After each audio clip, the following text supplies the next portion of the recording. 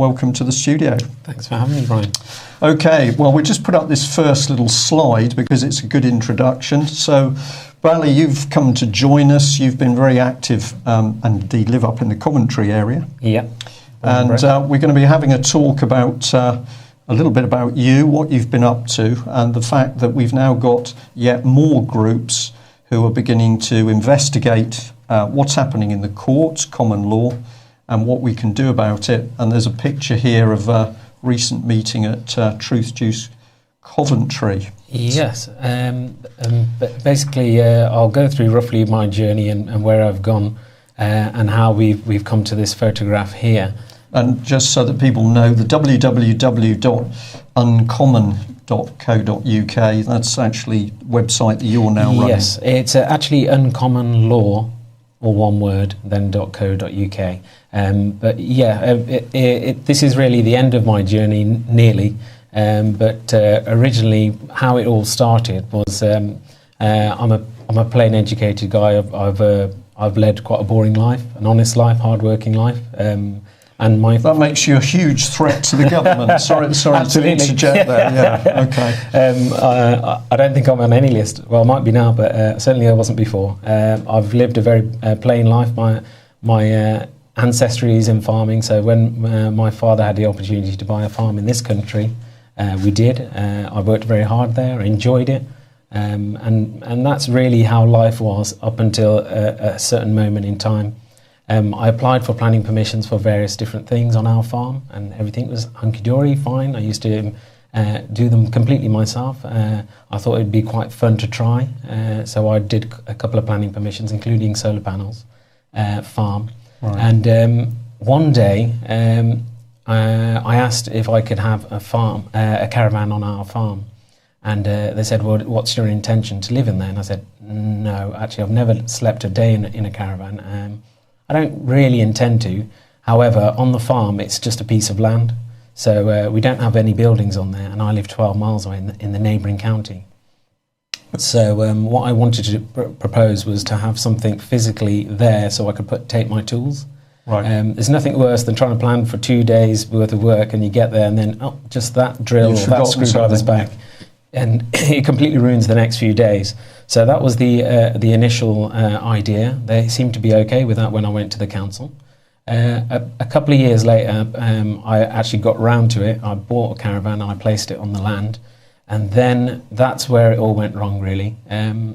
We had an enforcement officer from that council, and he came, and we have a post box on the beginning of the land in case somebody wanted to inquire or have to do business with us, because we don't live on the land. It's easier to have a post box. So the gentleman had left a business card in there, an enforcement officer. So I rang him up and I said, how can I help you? And he basically alleged in a roundabout way that we lived there. But obviously, speaking to the council many times after that, how could I live there? Every time you've been there, I've never been there. And certainly we haven't even given you an invite, let alone it could be classed as trespass as well. But certainly all the communications have been to our home address, which is in the neighbouring county. So, either we live there or we don't. If we live there, then you found the post box the first time round. Why aren't you addressing it there? Lots of common sense questions which never seem to have got answered. And we went down this alley of we're going towards court action if you don't comply. So you're finding quite an aggressive attitude from the local authority. I mean, when I come round and talk about it at the end, I think there's a little bit of aggression in there, and also there's misunderstandings as well. Partly my fault, and obviously partly theirs as well. But at the end, this kind of all makes sense in the end. But as part of this enforcement journey, as I call it, and in experience, I went on a lot up and down the country. I was always an avid listener of UK Column, and going to various... Thank you for that. It's always nice. Yeah, go on. But basically, I went up and down, and I learned all the various different things, various different training courses from various different gurus. This is to fight your own case in court, is what you're talking about. Yeah. And basically, I learned very different ways and understanding what law is, common law is, and statutes, all these other various things. And basically, what had happened was, in one of these training courses, somebody was talking about commercial liens, and they were saying you should send it to the enforcement officer's home. So I did all the homework around that, looked at that, and then basically that's how it went completely wrong, because the enforcement officer felt threatened, and he went to his employer the next day, and they applied an injunction on me and my family. Right. And I think just before that happened, I remember ringing you about a year ago. And what had happened was my parents were in India at the time, in Punjab, and they were there for 6 weeks, and this was on the 3rd week. So this made no sense whatsoever. How could you invite my parents to come to a summons when they're not even in the country? I'd already told them this. And but they still were adamant, so I turned up to the court and explained on why I was there. And they said, well, which fool sent you here? And I said, well, technically that'd be you, because I've already told you that my parents are not in the country. You said this in court? Yes. To the judge? Yeah. I said it to the judge, or also pointed at the prosecutor. One of you has made me come here. So we went down this long, many hearings, just unbelievable amount of hearings. It was problems about jurisdiction, really. But I tried lots of different styles, and I didn't quite get the success, because this case should have been thrown out a long time ago. And the court experience was invaluable. There was lots of bads, but it was also very valuable for me to learn what works and what doesn't. And then I came across somebody who mentioned a bloke from America who has a radio show called Karl Lentz. I've kind of avoided going more abroad, because I thought it was always best to stay local, which is more relevant to our culture and that we have in Britain. But I was starting to run out of various different ideas and plans on how to implement my court logic and my evidence to the case itself. And so I rang up this American on this radio show. Now, the interesting thing was, I noticed that it's on every week, and it's on for about 5 hours on a Saturday night. And there was lots of people who were ringing in from the week before to say that they'd had a result, or they had something positive, and X, Y, and Z had happened. And I thought back, and I thought, that's very interesting. Of all the various different things I'd learned, I never actually got a result. Right. So I thought from the outset was very unusual to me. So the following week, I stayed awake late night, midnight, I think it starts. So I dialed in, and I rang in, and I asked my question, because the last injunction hearing I went to, a judge had kindly led me down this path, and at the end of it gave me, I think it was 7 or 8 orders.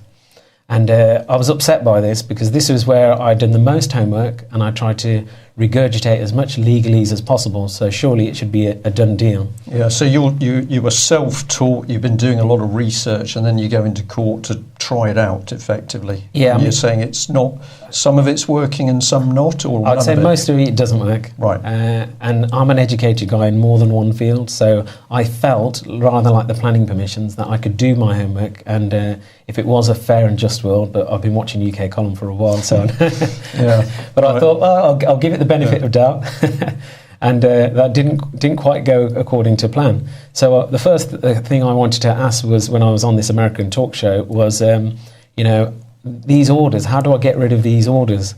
Because they want me to contract in with one of them, and if I don't pay within, I think it was 7 days, that there'd be another case on the side of the other cases that you're not paying, and you're not complying with the order. So I spoke to this American called Karl Lentz on his radio show, which people can find on.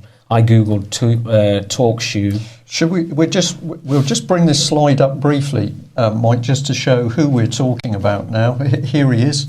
So this is a fine photograph taken today, we're going to say. So here's Karl. And of course, he's going to be coming on and talking in a few moments. So just so that people know what he looks like there. Yeah. So that's Karl. And basically what I asked was, how do I get rid of these orders? Because I don't want to comply. Well, I don't mind complying. However, it's taking me down a place where I don't want to go, which would be giving full jurisdiction and everything else, from what I understood. So he explained to me everything had to be simple, and it's always pretty much 2-3 sentences. He explained to me what words were, you and I. Oh, they're the most misinterpreted words ever going. You can go on the YouTube clips and stuff and learn about that, which you'll be shocked about. But he explained to me about orders themselves. So I'd already heard from other training courses about orders, and that somebody has to sign them and print their name and date it. And there's loads of examples on various different chat rooms that the judges don't do that. Never sign. Well, we've got documents ourselves from cases, particularly the children cases where children have been taken by the state, and you just see the most incredible things. You'll see a page covered in what appears to be spelling and mistakes and grammar mistakes, but it's absolutely not. And documents, court orders, as you say, not signed. Some of them are not stamped either. All over the place. I mean, you could say it was so commonplace that very quickly I realised that there's a reason for this. You can't make that many mistakes.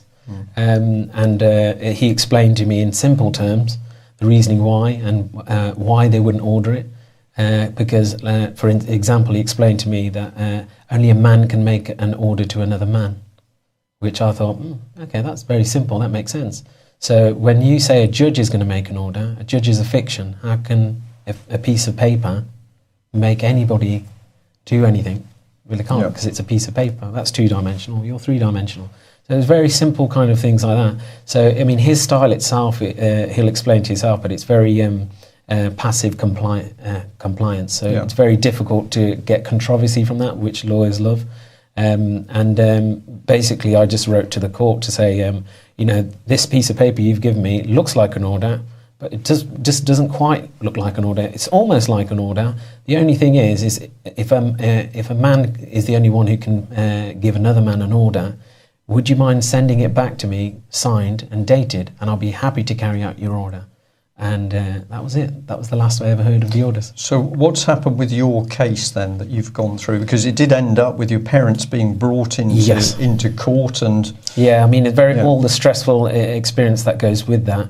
But basically, I rang up the following week, just like all his other radio listeners, and I said, that was brilliant, that was excellent. Now I've got the case coming later on in the year, which was just last Friday, actually. And basically what I asked was, do you mind if I pay for your ticket, that you come here, you teach me all this stuff, and then I get to practice it actually in the case, trial itself. Right. And he said after a week or two, because he has a farm of his own, and people who have farms will know it's not always that practical just to get up and leave. Yeah. And to ring him back in a couple of weeks. So I did. We booked his ticket, got him here, and I learnt with him for about 2-3 weeks.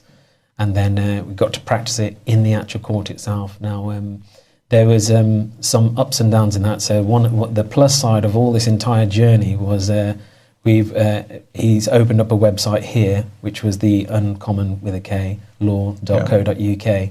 So the plus side was around about, and just before Karl had come, just like you suggested, we got people together with lots of different problems, and we conversed and we swapped ideas, and that's really what the first picture was from. That was just I think a few guys from UCT, and you also had Roger Hayes from British Constitution Group was there as well. Not for that particular one. We're going to go meeting him tomorrow. I think the Americans know more of Roger. More than most other names actually in the UK, and hopefully the plug for UK column will be heard a lot more abroad as well. Yeah. But I mean, all this has had a positive outcome. We've mixed in with a lot of people where we wouldn't ordinarily have thought to speak to different people, and promoted lots of different things, what works, what doesn't. I mean, so these are all ordinary. You're talking about ordinary people coming together now to very ordinary. Very, very ordinary. to discuss what's going on in the courts and how they can challenge what they see as unlawful actions by the establishment, the courts themselves. Yeah, I mean, one of the things which I did was originally I went around to ask my local community, for instance, to do a bit of investigation on what the council does and how they do this enforcement action and who these people are. And very quickly you pick up something sinister. Lots and lots of bad stories, never ever a good story. And to move forward again back to Karl, when he came here and taught me lots of these things. I mean, he's actually doing a law dictionary, which the law dictionary is the key to his success, I think, because he's using words which, like I say, is you, I, really basic words that actually explain more on what's actually going on. Because when I'd gone through each hearing, I'd realised, that didn't quite go according to plan. There's something I'm missing. And what it was actually the words that I was using, what I thought the words were, and what I thought the legalese words were, but sometimes the meaning was actually completely different. Yeah. So can I just, if I may, just sort of interject here and say that, of course, many years ago, time's moving on pretty quickly, it was John Harris that we first became aware of, who started to talk about this business of the language in the courts and legalese. And actually, John gave one of his first talks not far from here with a bit of assistance from the UK column. And I've watched that expand. And of course, not everything that we believed or John was looking at the time was correct, but people have kept digging. And it's now clear that we're beginning to understand more and more about what's really going on in the legal system. So that's the work has been good. I'll just ask you if I may, because you're a member of the Sikh community. Yeah. You're up there in Coventry. What's the understanding amongst the Sikh community in Britain? Do they see something's gone wrong in this country? Absolutely. Although I've tried to interject from my angle, which is, I suppose it's more kind of planning issues, and but I do go to the Gurdwara every so often. Obviously, I don't have a turban, so I'm not baptised as a Sikh. But I believe in my family are Sikh, so we go there. And I did notice when I went there quite a few times that the community themselves have evolved.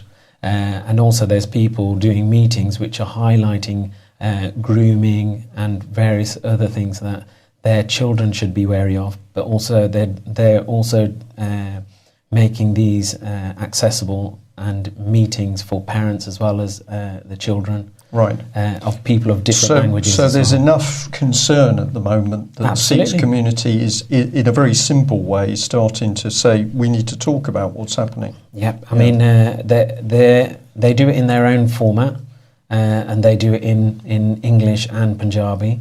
But certainly these Gurdwaras, they're absolutely packed, and they're not just there to pray. These are like an afternoon or an evening class where people have actually come to actually understand what's going on, what to be looking out for, and I mean it's a good thing. It's never a bad thing. And going back to our experience, now that our case is actually finished, Karl explained lots of different things. I mean, the obvious one which I learned before was about administrative courts. All the courts that I know of are actually administrative.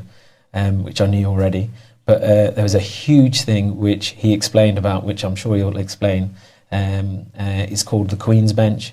I'd heard about it, but I didn't actually know what it was. But when I realised it was actually the People's Court, that's when things changed quite a lot. But in our case, luckily I took Karl with me, and the judge was very careful about his words when Karl was passing notes to me to correct him with his words. So the judge very quickly realised that whoever that guy is behind me knows what he's doing. Yeah. And very, very quickly, from previous painful experiences, it very, very quickly turned around. It was a culmination of understanding what orders are, and also understanding what a creator is, which I think Karl will go on to talk about, and the words itself. And from that, and what common law being invoked. So either this case could either be lost today, it doesn't matter, because we've gone to Queen's Bench anyway. Right, so the end result of your case, and then I think we better get Karl in. Yeah. So basically, normally at the end of the case, you're either guilty, not guilty, or case is dismissed, something like that. And in one of his YouTube clips, and he explained to me as well, there's something extra called discharge. So rather like an army, you can say dismissed and they'll be back in the morning to carry out their duties. But a discharge is that entire case, like a battery, is finished, and you can basically come back to prosecute. Right. Now, I was prepared to jump in if he did say dismissed, to say, well, actually, no, it's discharged. Can I have a discharge, please? But the surprising thing was the judge himself conducted himself in an amazing way. He was almost like my best friend, definitely on my Christmas card list. And basically, at the end, which I've never heard of before, he actually said the case is discharged. Right. Basically, go after this enforcement officer because he clearly didn't like him. Okay, well, we're going to have to stop there because we've got a certain restriction on time this afternoon. But I'm going to say, Bali, thank you very much for having me. Coming. As usual with the UK column, there wasn't a huge amount of planning went in today, but it's been extraordinary how all the information's come together.